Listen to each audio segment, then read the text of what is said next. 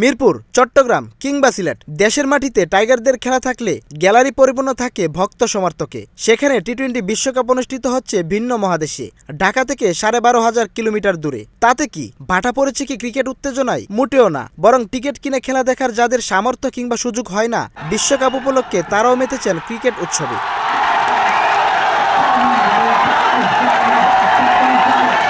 দূরত্বের জন্য সাকিব রিয়াদদের ভুলে যাওয়ার পাত্র নয় ভক্তরা। রিয়াদ সাকিবরা পৃথিবীর যে প্রান্তেই খেলুক না কেন, ভক্তরা তাদের সাথেই আছেন। তরুণ প্রজন্মের ক্রিকেট ভক্তদের সাথে পাল্লা দিয়ে বাংলাদেশের খেলা দেখেন বয়স্ক খেটে খাওয়া মানুষজনও। তেমনি হৃদয় জুড়ানো এক দৃশ্যের দেখা মিলল ঢাকা বিশ্ববিদ্যালয়ের শিক্ষক ছাত্র মিলনায়তন কেন্দ্রে।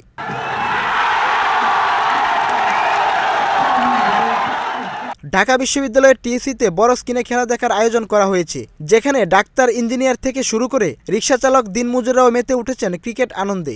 হৃদয় মাহমুদুল্লাহদের এক একটা চিৎকারে ফেটে পড়ছিল পুরো টিএসসি। আর উইকেট পড়লে মুহূর্তে কাচের মতো ভেঙে পড়ছে তাদের মন। মুহূর্তে মুহূর্তে তাদের মনে এত সুইং হয় যে ওয়াসিম আকরাম, শিয়ান ওয়ার্নের বলেও যেন এত সুইং হতো না। তবে বাংলাদেশের ক্রিকেটটাই যে এমন, কখন যে কোন ঘটনার জন্ম দেয় তা বলা মুশকিল। ম্যাচের মধ্যে টাইগারদের অবস্থা কেমন তা এসব ভক্তদের মুখ দেখলেই স্পষ্ট বোঝা যায়। দলের খারাপ সময় কেউ হাত দিয়ে মুখ জাপটে ধরছেন, কেউ বা ব্যাগ দিয়ে মুখ লুকাচ্ছেন, যেন পুরো দুনিয়ার বিষাদের একটা সাগর তাদের উপর নামতে যাচ্ছে।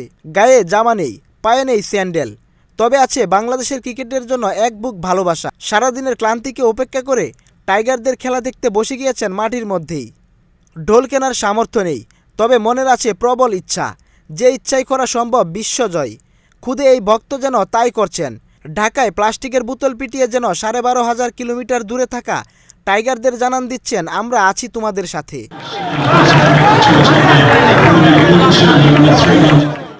টাইগারদের এক একটা বাউন্ডারি হলেই যেন জয়ের উল্লাসে মেতে ওঠেন তারা। কেউ বা হাততালি দেন, কেউ বা নেচে ওঠেন আপন মনে। তবে এর মাঝে বিষাদও ভয় করে ভক্তদের মনে। টাইগারদের এমন ভক্তদের জন্যই বাংলাদেশ ক্রিকেট এত জনপ্রিয়। এসব ক্রিকেট পাগল ভক্তদের জন্য জন্ম হয়েছে সাকিব, তামিম, মাশরাফিদের। এখন তাদের হাত ধরে উঠে আসবে আগামীর তারকা। কোনো এক সময় আমরা উৎসবে মাতব বিশ্বজয়ের। খেটে খাওয়া এসব দিনমজুরের হাতে উঠবে বিশ্বজয়ের ট্রফি।